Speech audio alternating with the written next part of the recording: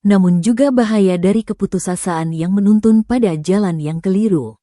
Jika Anda terhibur dan terbawa suasana malam ini, dukung terus channel kami dengan cara menekan tombol like, memberikan komentar, dan membagikan cerita ini. Dukungan Anda adalah semangat bagi kami untuk terus merangkai kata-kata di tengah malam yang sepi. Sampai jumpa lagi di episode selanjutnya, dengan kisah misteri lain yang tak kalah dalam. Tetaplah waspada, dan jangan lupa berdoa sebelum tidur. Wassalamualaikum warahmatullahi wabarakatuh.